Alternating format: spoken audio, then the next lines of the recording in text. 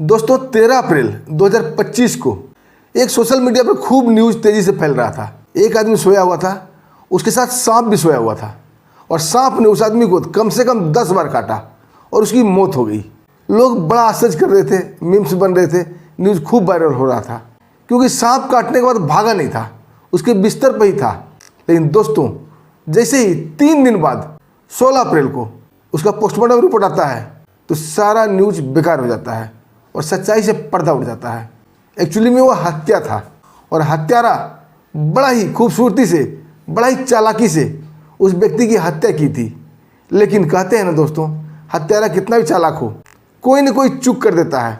ऐसे ही चूक हत्यारा से हुई और हत्यारिन से हुई और लास्ट में दोनों पकड़े गए। आज दोस्तों पूरी कहानी जानते हैं विस्तार से कैसे क्या हुआ। लेकिन दोस्तों आज मैं एक नहीं 2 कहानी आपको सुनाऊंगा। ये सांप वाला कहानी बाद में सुनाऊंगा। पहले एक छोटा सा कहानी है जो हरियाणा भिवानी का है, उसको मैं आपको सुना देता हूँ कि आज का ट्रेंड क्या है, आजकल सोशल मीडिया पर चल क्या रहा है और इस देश में क्या हो रहा है। हरियाणा के भिवानी में 29 मार्च को लोकल चैनल पर एक न्यूज़ आती है कि एक व्यक्ति की लाश नाले में पाई गई है और 25 मार्च से एक व्यक्ति गायब था जिसका नाम सुरेश था। उसके माता पिता को लगने लगा चल के लाश देख लेनी चाहिए, हो न हो कहीं उसका बेटा का लाश हो। उसके माता पिता भाई बहन जाते हैं हॉस्पिटल और लाश देखते हैं मोर्चरी में। लाश एक्चुअली में सुरेश का ही था। दोस्तों ये देखते ही वहाँ चीख पुकार मच जाती है, हाथ तुबा मच जाती है। उसकी पत्नी को खबर जाता है, उसकी पत्नी भी भागी भागी आती है। अब पुलिस वाले के ऊपर दबाव बनने लगता है कातिल को पकड़ा जाए। दोस्तों पुलिस जुट जाती है कातिल को पकड़ने के लिए। सुरेश के घर से और जहाँ लाश मिली थी इस बीच जितना भी CCTV फुटेज था सबको खंगाला जाने लगता है। एक फुटेज में दिख जाता है एक व्यक्ति मोटरसाइकिल चला रहा है और एक लड़की पीछे बैठी हुई है और एक आदमी बीच में बैठा हुआ है। दोस्तों जो मोटरसाइकिल चला रहा है वो कोई और नहीं, दोस्तों जो बीच में शख्स बैठा हुआ था वही शख्स सुरेश था जो मृत पाया गया था। उसके पीछे उसकी पत्नी रवीना बैठी हुई थी और जो शख्स मोटरसाइकिल चला रहा था वो कोई और नहीं, रवीना का बॉयफ्रेंड यानी उसका प्रेमी था। दोस्तों ये CCTV देखते ही पुलिस परवीन को और रवीना को दोनों को गिरफ्त में लेती है। जब उसके ऊपर 3rd डिग्री दिया जाता है तो दोनों टूट जाते हैं। कहानी दोस्तों इस प्रकार निकल के आती है। दोस्तों परवीन और रवीना दोनों पति पत्नी थे, लेकिन दोनों के बीच कहा सुनी बराबर हुआ करती थी। कारण क्या था? रवीना रील्स बनाया करती थी, सोशल मीडिया से प्रभावित थी और सोशल मीडिया पर वो रील्स डाला करती थी। परवीन को ये सब पसंद नहीं था, वो बार बार टोका टोकी करता है और दोनों में बातें बातें बढ़ जाती है। दोस्तों इसी दौरान रवीना की दोस्ती होती है सुरेश नामक एक व्यक्ति से, वो भी रील्स बनाया करता था। धीरे धीरे दोस्ती प्यार में बदलता है और दोनों एक दूसरे के लिए जीने मरने की कसमें खाने लगते हैं। रवीना रील्स बनाने के लिए बीच बीच में कहीं बाहर चला जाया करती थी, बीच बीच में वो घर से गायब रहती थी। घर वाले इस चीज़ का आदी हो चुके थे। दोस्तों दिन आता है 25 मार्च 2025। रवीना पहले की तरह ही बाहर गई हुई थी, रील्स बना घर आती है, उसका पति से उसका झगड़ा हो जाता है। अब रवीना को बहुत गुस्सा आ रहा था क्योंकि वो थक के आई थी। रवीना अपने मन में ही बोलती है इनफ, अब नहीं, बहुत हो गया, और अपने प्रेमी सुरेश को फ़ोन करती है और बोलती है अगर तुम्हें मुझसे प्यार है और मेरे साथ रहना है तो मेरे पति को रास्ते से हटाना ही पड़ेगा। अगर तुम मुझसे प्यार करते हो अभी आ जाओ। दोस्तों सुरेश घर आ जाता है और रवीना और सुरेश मिलकर परवीन का कत्ल कर देते हैं, गला दबा के मार तो देते हैं। लेकिन अब उनके सामने समस्या उत्पन्न हो जाती है, लाश का क्या करें। दोस्तों दोनों रात होने का इंतजार करते हैं और रात को 12 बजे एक मोटरसाइकिल लेकर आता है सुरेश, और सुरेश बाइक चला रहा था। बीच में परवीन की लाश को रखा गया था और पीछे रवीना उसको पकड़ के बैठी हुई थी और लाश को एक चादर से ढक दिया गया था।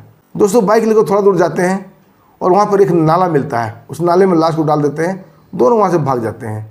और सबसे मजे की बात यह थी, लाश मिलने के बाद रवीना भी थाने में जाकर अपने पति के कातिल को पकड़ने की गुहार लगा रही थी। और दोस्तों CCTV पुलिस खंगालने लगती है। रवीना 25 मार्च को आई है, ये तो दिख रहा है, लेकिन बाहर जाते हुए नहीं दिखता है। दोस्तों पुलिस को कुछ शक होता है, वो पूरा CCTV खंगालती है तो एक जगह मोटरसाइकिल वाला दृश्य दिख जाता है। जब उसे जूम करके देखा जाता है तो सामने सुरेश था, बीच में परवीन था और पीछे रवीना दिख जाती है। फिर क्या था, पुलिस तीनों को पकड़ लेती है, 3rd डिग्री देती है, वो अपना अपराध कबूल कर लेते हैं और दोनों को जेल हो जाती है। अब दोस्तों आते हैं सांप वाली कहानी पर। कातिल कितनी चालाकी से, कितनी होशियारी से अपने दुश्मन को सांप काट के मरवाता है, लेकिन फिर भी पकड़ा जाता है। दोस्तों कहानी शुरू करने से पहले आप लोग से हाथ जोड़ के विनती है, वीडियो अच्छी लगती है वीडियो को लाइक कर दीजिए, आपको कोई नुकसान नहीं होता, और एक छोटा सा कमेंट भी कर दीजिए और कहाँ से कर रहे हैं ये भी लिखिए ताकि हम आपका नाम बता सकें। आपका नाम पढ़ के हमें बहुत खुशी होती है। और लास्ट में दोस्तों जिन्होंने कमेंट किया है अपना नाम सुनना नहीं भूलें। आइए दोस्तों आते हैं कहानी पर। दोस्तों 13 अप्रैल 2025 को सोशल मीडिया पर एक न्यूज़ बहुत तेज़ी से फैल रही थी कि एक आदमी के साथ एक सांप सोया हुआ था और सांप ने उसे 10 बार डसा, 10 बार काटा और उस व्यक्ति की मृत्यु हो गई। लेकिन गजब, वो सांप भागा नहीं, सांप उसके साथ उसके बिस्तर पर ही दिखाया जा रहा था। लोग बड़ा आश्चर्य कर रहे थे कि कैसा सांप है, सांप तो काटने के बाद भाग जाता है। दोस्तों, इस पर खूब मीम्स बन रहे थे, खूब रील बन रहे थे। लेकिन 16 अप्रैल को जब उसका पोस्टमार्टम रिपोर्ट आता है, क्योंकि मौत स्वाभाविक नहीं थी, उसका पोस्टमार्टम किया गया था। और जब पोस्टमार्टम रिपोर्ट आता है तो सबकी कथनी और करनी बदल जाती है। पोस्टमार्टम रिपोर्ट में यह था, उस व्यक्ति की मौत सांप काटने से हुई नहीं, जहर से हुई नहीं, उस व्यक्ति की मौत गला घोटने से हुई है। अब पुलिस भी एक्शन में आ जाती है कि आखिर कातिल कौन है, और कातिल ने पुलिस को गुमराह करने की कोशिश की है। दोस्तों, तभी एक वाकया चल रहा था, मुस्कान और साहिल वाला, नीले ड्रम वाला। आपने भी सुना होगा, आपने भी पढ़ा होगा। मेरठ की घटना थी। अभी वो घटना ठंडा भी नहीं पड़ा था, यानी कुछ ही दिन बीते थे, ये घटना शुरू हो गई। और ये घटना भी वहाँ से 35 किलोमीटर दूर बेहसुमा इलाका का है। जब दोस्तों कातिल पकड़े जाते हैं और उनकी धुनाई होती है तो ये कहानी सामने निकल के आती है। कहानी दोस्तों इस प्रकार थी, बड़ा ही दिलचस्प कहानी है, ध्यान से सुनिएगा और पूरा देखिएगा। एक पति पत्नी थे, पति का नाम अमित था और पत्नी का नाम रबीता था। इनकी शादी 8 साल पहले हुई थी और इसके 3 बच्चे थे। दोस्तों, जब शादी 8 साल पहले हुई तो बच्चे भी छोटे छोटे थे, यानी कि 5 साल, 4 साल, 3 साल, इसी तरह के। दोस्तों, अमित टाइल लगाने का काम किया करता था, बड़ा अच्छा मिस्त्री था। 7 साल तक दोनों की ज़िंदगी बड़ा खुशहाल था, बड़े मज़े से जी रहे थे। लेकिन 8वां साल इन दोनों की ज़िंदगी में नज़र लग जाती है, एक अमरदीप नामक लड़के की। हुआ यूँ था, अमरदीप भी टाइल्स लगाने वाला मिस्त्री था।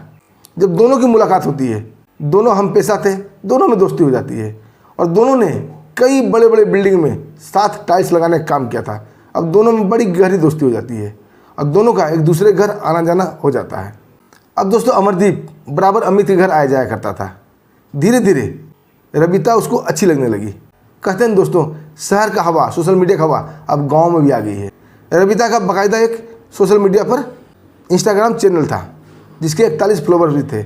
उस फॉलोवर्स में अमरदीप भी शामिल था। अमरदीप उसके हर पोस्ट को लाइक करता, हर पोस्ट को देखा करता और कुछ ना कुछ कमेंट करता। अब धीरे धीरे दोनों में दोस्ती हो जाती है और प्यार में बदल जाता है। अब अमित के ना रहने पर अमरदीप उसके घर बेखौफ आया जाया करता था। लेकिन दोस्तों, ये सब बातें शहर में अच्छी लगती है, गांव में नहीं। गांव में लोगों को ये सब पसंद नहीं है और गांव में ये सब चीज़ छुपता भी नहीं है। अब अमरदीप जब भी आता था वो गांव वाले की नज़र में चुभने लगा था। अब गांव वाले, उसके घर वाले इसका विरोध करते हैं और वो अमित को सारी बात बताते हैं। अमित अपनी पत्नी रबीता से इस बात को लेकर झगड़ा करना शुरू कर देता है। पहले तो रबीता सफाई देने की कोशिश करती है, लेकिन उसका सफाई काम नहीं आता है। जब अमित उसका फ़ोन देखता है, फ़ोन चेक करता है, तो पकड़ी जाती है, क्योंकि उसने अमरदीप से कई बार बात की थी। उसका इंस्टाग्राम चैनल खोलता है, उसमें सारे कमेंट अमरदीप के थे। वो अपनी पत्नी रबीता को डांटता है, फटकारता है, उससे दूर रहने की सलाह देता है, लेकिन रबीता नहीं मानती है। बंदिश लगने के बाद उसके प्यार और उफान पाया जाता है। अब दोनों के बीच ऐसे ही तकरार हुआ करता था। इधर अमरदीप और अमित में दोस्ती टूट गई थी। ये दोनों एक दूसरे से बात भी नहीं करते थे। अमित ने अमरदीप को सख्त चेता दिया था कि तुम मेरे घर नहीं आना, लेकिन फिर भी अमरदीप छुप छुप कर उसके घर आया जाया करता था। और यही मेन कारण था अमित और रबीता में झगड़ा कारण का। दोस्तों, झगड़ा का एक बार शुरुआत फिर से हो जाता है अप्रैल का फर्स्ट वीक, यानी कि 6 अप्रैल को। अमित कहीं से काम करके लौटा था और रबीता कहीं फ़ोन पर लगी हुई थी। उसने ध्यान नहीं दिया कि अमित आ चुका है। जब अमित उसका फ़ोन देखता है तो वो अमरदीप से बात कर रही थी।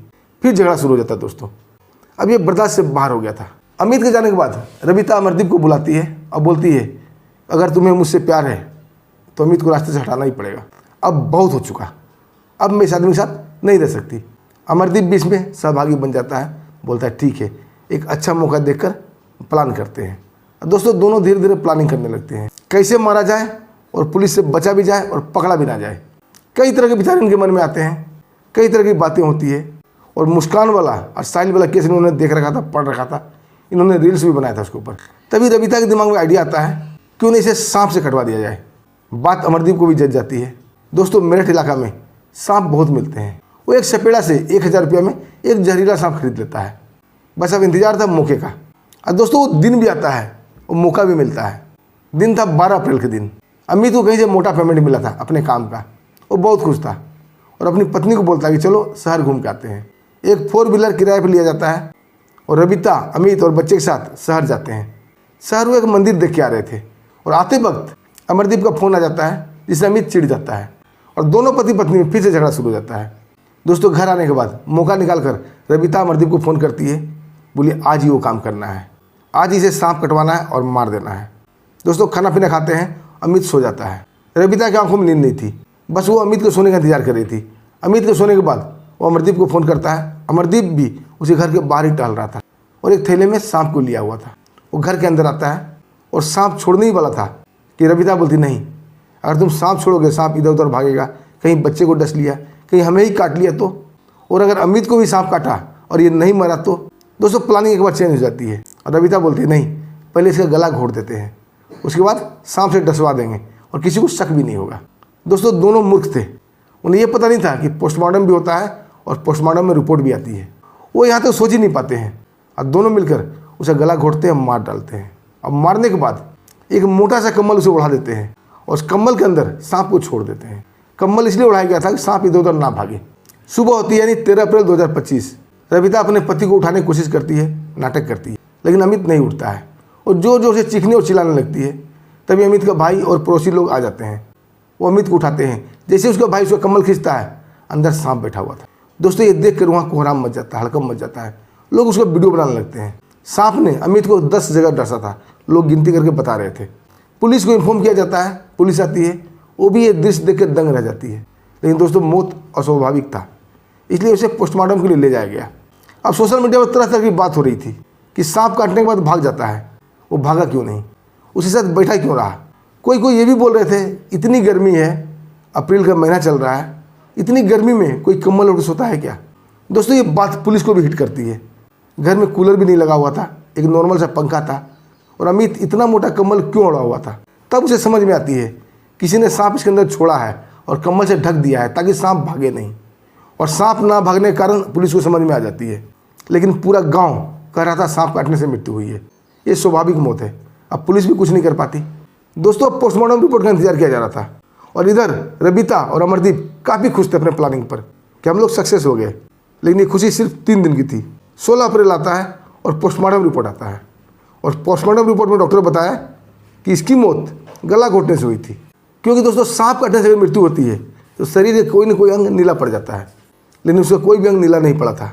कारण क्या था, सांप का जहर जिंदा लोगों पर असर करता है, क्योंकि जिंदा लोगों में खून दौड़ता है और जैसे ही सांप डसता है जिंदा लोगों को तो खून के साथ उसका जहर भी दौड़ने लगता है और पूरा शरीर धीरे धीरे नीला पड़ जाता है।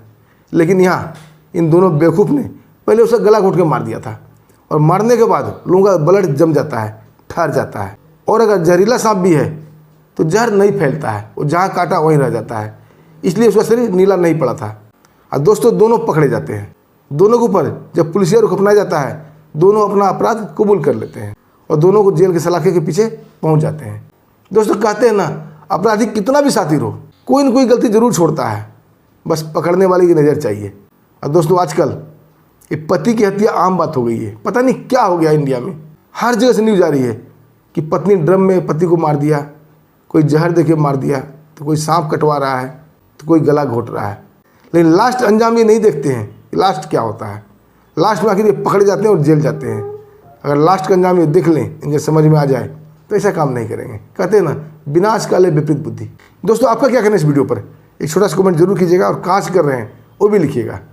दोस्तों अब समय आ गया है उन प्यारे प्यारे दोस्तों को नाम बताने का जो हमें प्यार से कमेंट करते हैं। दोस्तों पहला कमेंट है रामबचन गौड़ जी का। ये सऊदी अरब से हमारी वीडियो देखते हैं, तो रामबचन गौड़ जी आपका दिल से धन्यवाद।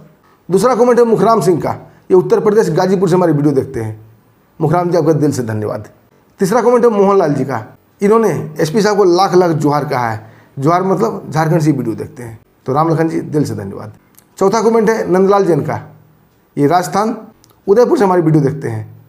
इन्होंने कमेंट किया है प्यार अंधा होता है, तो नंदलाल जी आपकी बात बिल्कुल सही है। पांचवा कमेंट है रामू गौतम जी का। ये हैदराबाद से हमारी वीडियो देखते हैं और हर वीडियो में हमारी कमेंट करते हैं। तो रामू गौतम जी आपका दिल से धन्यवाद। ऐसे ही हमारी वीडियो देखते रहिए, दोस्तों को भी शेयर कीजिए और कमेंट करते रहिए। दोस्तों फिर मिलते हैं एक शानदार सच्ची कहानी के साथ। तब तक के लिए मैं आज्ञा दीजिए। नमस्कार, जय हिंद।